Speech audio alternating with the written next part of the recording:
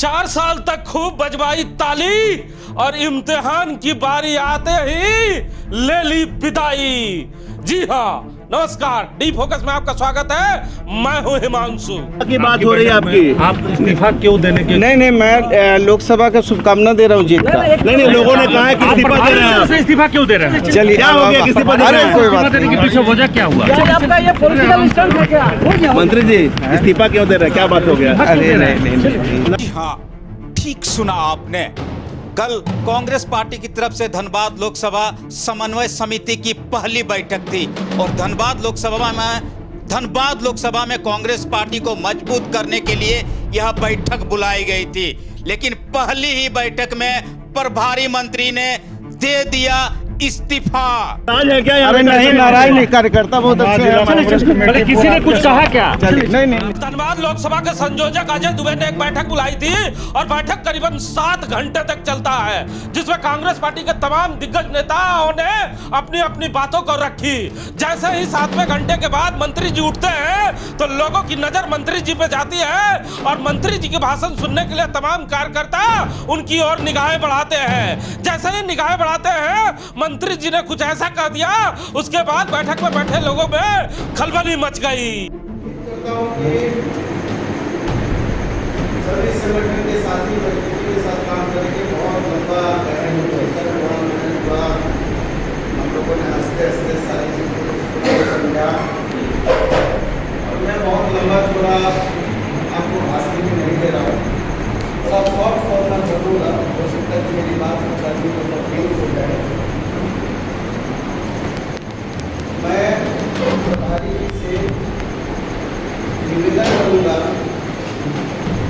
कि जो संगठन बैठक मुख्य रूप से कांग्रेस पार्टी की ओर से धनबाद लोकसभा को लेकर कार्यकर्ताओं को जोड़ने के लिए लगाई गई थी बैठक। लेकिन बैठक के पहले ही आवर में जो कांग्रेस पार्टी के मंत्री हैं, उन्होंने नाता तोड़ने का सीधा सीधा ऐलान कर दिया।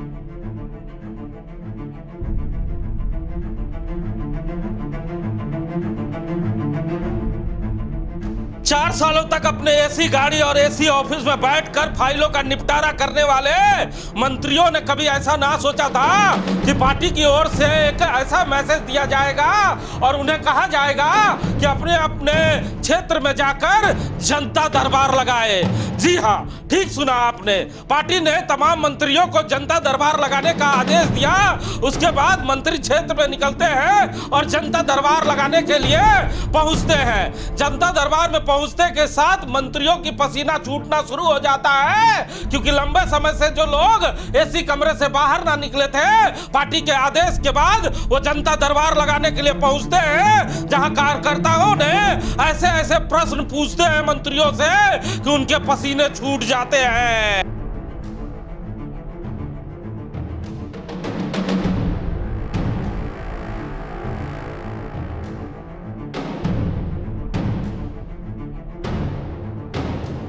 जनता दरबार के बाद मंत्री जी जैसे ही कांग्रेस पार्टी के उस बैठक में पहुंचते हैं, जिस बैठक में उन्हें प्रभारी बनाया जाता है और भेजा जाता है कि मंत्री जी धनबाद लोकसभा में अपने कार्यकर्ताओं के दर्द को सुने और उन्हें एकजुट करने का प्रयास करे। 7 घंटे के बैठक के समाप्त होने के बाद तमाम कार्यकर्ताओं ने यह सोचा होगा कि मंत्री जी हमारे हर प्रश्न का जवाब ही बेबाकी तरीके से देंगे, लेकिन किसी ने यह ना सोचा होगा कि 7 घंटे के बैठक समाप्त होने के बाद मंत्री जी उठेंगे और हमें शुभकामना देंगे कि धनबाद लोकसभा में जितने भी नेता हैं, हम उन्हें धनबाद लोकसभा जीतने की शुभकामना देते हैं और इस्तीफा की घोषणा कर देंगे। ये बात जैसे ही कार्यकर्ता सुनते हैं, उनके होश उड़ जाते हैं कि जिस मंत्री के भरोसे धनबाद लोकसभा पार्टी जीतने की तैयारी कर रही थी, वो मंत्री खुद रफू चक्कर होने की तैयारी कर चुके हैं।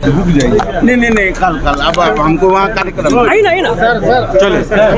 शर्मा जी, जिस नाव को पतवार का सहारा था, वो नाव ही डूबने को तैयार है। वो नाव कह रहा है कि अब हमारे ऊपर किसी को सवारी करने की आवश्यकता नहीं, मैं खुद सरेंडर कर रहा हूं। तो अब जो भरोसा था कि नाव हमें किनारा लगाएगा, अब तो बीच मझधार में डूबने को तैयार हो गए हैं कार्यकर्ता। तो जी, सबसे बड़े योद्धा ने ही एक तरह से किनारा कर लिया कल कांग्रेस पार्टी के धनबाद लोकसभा समन्वय समिति की बैठक में। साफ साफ लफ्जों में कार्यकर्ताओं और बड़े नेताओं की उपस्थिति में कह दिया कि हम इस्तीफा दे देते हैं। और उसके बाद आपने देखा कि क्या स्थिति बन गई कांग्रेस पार्टियों में के कार्यकर्ताओं और नेताओं में। वो समझ ही नहीं पा रहे थे कि आखिर हो क्या गया। अभी तो चुनाव बहुत दूर है, अभी चुनाव बहुत दूर है। जैसे ही मंडप से बाहर निकलते हैं नेतागण, मीडिया उन्हें घेर लेती है और बहुत सवालों की बौछार लगा देती है। मंत्री जी तो कुछ कहे बिना ही निकल जाते हैं और शुभकामना देते हैं, लेकिन वहां पर प्रभारी बच जाते हैं जो जलेसर महतो हैं। सीधे हम जलेसर महतो के बयान को आपको सुनाते हैं। इनका मामला तो समन्वय में ऐसे कोई वैचारिक मतभेद खुल कर आए थे? कुछ नहीं। तो प्रभारी मंत्री इस्तीफा देने की बात क्यों कर दी? प्रभारी मंत्री अब किस कारण से बोले हैं, क्या बोले हैं, उनका अपना सौ विवेक क्या है, लेकिन मीटिंग में किसी तरह की कोई बात नहीं। तो सुना ना आपने, ये जलेसर महतो हैं। कांग्रेस ने 2024 के जंग को जीतने के लिए एक प्लान बनाया था और प्लान के तहत झारखंड के तमाम लोकसभा में उन्होंने प्रभारी और संयोजक को डिप्यूट किया था और बताया गया था कि तमाम संयोजक और जो प्रभारी हैं वो लोकसभा क्षेत्र में जाएंगे और कार्यकर्ताओं का दर्द सुनेंगे। उनके साथ साथ एक लंबी चौड़ी लिस्ट भी निकली थी जिसमें कई विधायक और कई मंत्रियों का भी नाम था। लेकिन गिरिडीह में जब भी गिरिडीह लोकसभा में पहली जब बैठक होती है तो वहां पर ना प्रखंड अध्यक्ष पहुंचते हैं ना विधायक पहुंचते हैं। जैसे ही धनबाद में लंबा चौड़ा लिस्ट जरूर निकलता है, लेकिन धनबाद में मात्र एक विधायक है, वो भी नहीं पहुंचता है। शर्मा जी, कांग्रेस पार्टी की जो बैठक है और जो लिस्ट है, अब लिस्ट और बैठकों से बड़ा विधायक और मंत्री अपने आप को समझने लगे हैं। ये समझने लगे हैं कि हम संगठन से ऊपर हैं, क्योंकि कोई भी बैठक में, गिरिडीह में भी कोई विधायक नहीं जाता है, धनबाद में भी कोई विधायक नहीं आता है, और उसके बाद प्रदेश अध्यक्ष का खामोश रहना, प्रभारी का खामोश रहना, केवल ये तमाशा देखना। अब बुरा सुनना भी है लेकिन करना कुछ नहीं है। जी बिल्कुल, आपने देखा कि जो दृश्य दिखा रहे कांग्रेस पार्टी, विधायक पहुंचते नहीं है, बड़े नेता पहुंचते नहीं है, लेकिन बैठक करके वाहवाही लूटने की बड़ी कोशिश करते हैं। आप सोच लीजिए कि जो विधायक है और उनके क्षेत्र में बैठक हो रही है धनबाद में और विधायक जी नहीं आ रही है, नदारत है।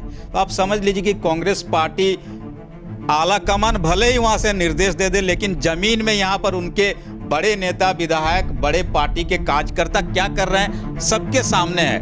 और इसी से कार्यकर्ताओं का कहा जाता है कि मनोबल गिरता है। और आपने वही करके धनबाद में दिखाया, गिरिडीह में दिखाया, और उससे भी एक कदम आके खुद प्रभारी मंत्री ने इस्तीफे की घोषणा करके यह कर डाला कि लोगों को जो भी थोड़ी बहुत उम्मीद बच रही थी कि इस बार हम लोग पूरी मजबूती के साथ भारतीय जनता पार्टी या जो भी मैदान में आएगा धनबाद लोकसभा में 2024 में, उसको टक्कर देंगे, उसकी बराबरी में खड़े होंगे। लेकिन अभी बैठक शुरू ही हुई थी, समन्वय समिति की पहली बैठक है और पहली बैठक में ही प्रभारी भी हैं वो लोकसभा के, धनबाद लोकसभा के प्रभारी भी है बन्ना गुप्ता जी।